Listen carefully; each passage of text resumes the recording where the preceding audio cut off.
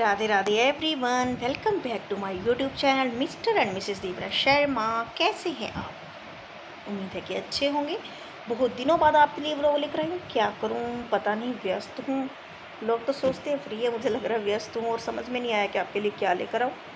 तो काफ़ी दिनों बाद व्लॉग लेकर आई हूँ। कोशिश करूँगी कि आज का व्लॉग पूरा हो जाए और पोस्ट भी हो जाए। खैर, पितृपक्ष चल रहे हैं। जिन जिन घरों में पितरों की पूजा होती है, नेचुरल सी बात है, उनके घर पे पितृपक्ष मनाया जाएगा। तिथियों के हिसाब से श्राद्ध किए जाएंगे और ब्राह्मण देवता को भोजन करवाया जाएगा। तो किस किस के घर पे पितृपक्ष मनाया जाता है ज़रूर बताइएगा। और यदि अब तक सब्सक्राइब नहीं किया है, कृपया सब्सक्राइब जरूर कीजिए। इसके अलावा भक्ति सागर सोनी का, जो कि मेरा दूसरा चैनल है, आपको तो पता ही है, उसके ऊपर पितृपक्ष से रिलेटेड श्रीमद् भागवत पुराण कथा शुरू हो चुकी है, तो आप उसको जाकर सुन सकते हैं। श्रीमद् भागवत गीता का 7वां अध्याय या गीता सार, संपूर्ण गीता का पाठ, वो भी अपलोड है वहाँ पर। तो आप जाकर भक्ति सागर सोनिका पर पितरों से रिलेटेड कोई भी उपाय, कोई भी कथा सुन सकते हैं, जो कि मेरा पुराना चैनल है। और यहाँ पर तो डेली व्लॉग में, डेली तो नहीं मिलती हूँ लेकिन आपको मिलती जुलती रहती हूँ मैं एनीवेज। और एक बात और कहूँगी, गाय माता की तो बहुत बेअदबी हो ही रही है, आप लोग देख ही रही हैं। और पितरों पक्ष में उनकी पूजा भी लोग बहुत करते हैं, पकड़ पकड़ के गाय माता को पूरी खिला रहे होते हैं कि हमारे पितर प्रसन्न हो जाए। और बेचारे वो भी अभी पेट भरा हुआ है उनका, क्योंकि हर कोई खिलाता है ना उनको, तो नहीं भी खाती हैं। दूसरा होता है कोई को भोजन करवाना, तो कोई भी आजकल दिखाई नहीं देते। गाँव साइड तो होते हैं, लेकिन शहरों में, सिटीज़ में बहुत बहुत रेयर है दिखाई देना। मैंने नहीं देखा बहुत दिनों के कोई तो यहाँ पर। तो उस हिसाब से पीछे बचते हैं ब्राह्मण देवता, जिनको भोजन करवाकर हम अपने पितरों को प्रसन्न कर सकते हैं, अपने ग्रह ठीक कर सकते हैं। जो लोग माने उनके लिए अच्छी बात, जो नहीं माने अपनी अपनी श्रद्धा है ना। हम सनातनियों में पितृपक्ष का बहुत महत्व है, तो जाहिर सी बात है। तो आपसे एक रिक्वेस्ट ज़रूर करूँगी, एक ब्राह्मण होने के नाते, कि ब्राह्मणों का सम्मान कीजिए, क्योंकि एक आखिरी सीढ़ी वो ही बचती है आपके पास। अभी कल परसों मेरी एक फ्रेंड थी, रिलेटिव ही कह सकते हैं मेरी अपनी, तो वो मेरे को बता रही है, क्योंकि ब्राह्मण है, कर्मकांडी ब्राह्मण है, तो किसी ने उसको क्वेश्चन कर दिया कि अरे पितृपक्ष आ गया, अब तो तुम लोगों के भाव बढ़ गए, पंडितों के भाव बढ़ गए होंगे। तो उसने बड़ी अच्छी सी सेवा लगाई कहने वाले की, मुझे भी अच्छा लगा जब उसने बताया। तो ऐसे टोंट मारना पंडितों की तो चांदी हो गई, पितृपक्ष आ गया है, पंडित श्राद्ध खाएंगे, पंडित ये पंडित वो, प्लीज़ ऐसा करना छोड़ दीजिए। क्योंकि यदि पंडित श्राद्ध नहीं खाएंगे ना, तो आप लोगों के पितर आपके सिर पर चढ़ के बैठेंगे। इसीलिए ब्राह्मणों का सम्मान कीजिए।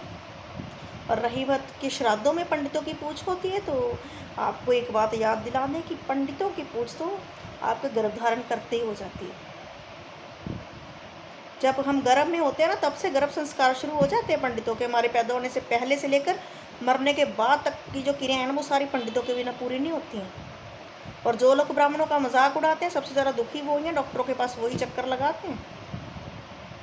तो इसीलिए ब्राह्मणों का सम्मान कीजिए। ये फालतू की बातें कि ब्राह्मणों की तो मौज हो गई है, पितृपक्ष में 2 पूरी खिलाता है, पता नहीं कोई नहीं खिलाता, रोटी निकालनी होती है, पता नहीं ढंग से नहीं निकालनी होती है, लेकिन लेडीज़ को मुंह खराब करने की बड़ी आदत होती है।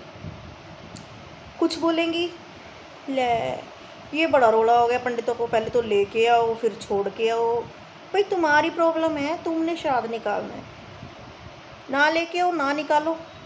पंडित तुम्हारे घर पर आते हैं खाना खाने के लिए, ना लेकर आओ। नहीं तो फिर लेकर भी आना पड़ेगा, ब्राह्मण देवता को तो छोड़कर भी आना पड़ेगा। और स्पेशली अगर पंडितानी ने जाना तो बिल्कुल। मुझे ये बातें खुले से बोलने में ज़्यादा दिक्कत नहीं होती, क्योंकि जो लोग मुझे जानते हैं उनको पता है कि मैं बहुत कम जाती हूँ, बहुत रेयर ही किसी के घर पे जाती हूँ जिस पे मेरा दिल मिले, नहीं मैं जाती नहीं। इसीलिए मैं खुलकर इस टॉपिक पर बोल देती हूँ।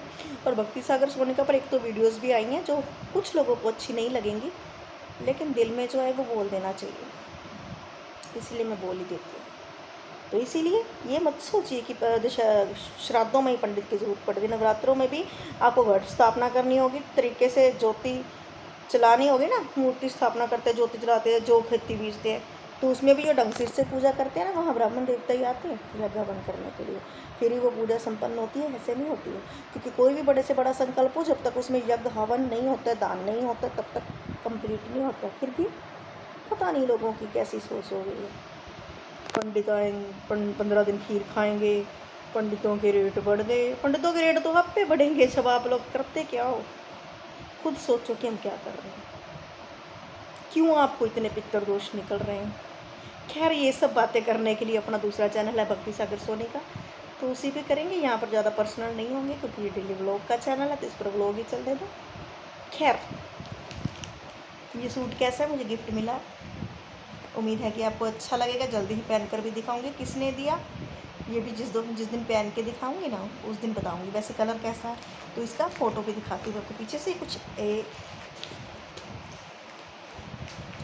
ऐसा बनेगा, तो मुझे लग रहा है कि अच्छा लगेगा मेरे ये कलर पहना हुआ। आपको क्या लगता है, कमेंट कीजिए। कलर अच्छा, मुझे बहुत प्यारा लगा, तो जिसने भी दिया है थैंक यू। और बाकी ठीक है, आज के लिए तो आपके लिए यही बात क्या सही है कि ब्राह्मणों का सम्मान कीजिए। आपने भोजन करवाना करवाइए, नहीं करवाना ना करवाइए। ब्राह्मण को किसी को कुछ लेना देना नहीं होता है। आप बुलाते हो तभी वो आते हैं, नहीं तो घर घर पूछने नहीं जाते हैं। साल बाद हमने ब्राह्मण को बुलाना हो तो उस पर भी ब्राह्मण पर एहसान होता, लेट हो गई जी, जल्दी आ जाते। देते क्या है आप लोग, मुझे तो समझ में नहीं आता।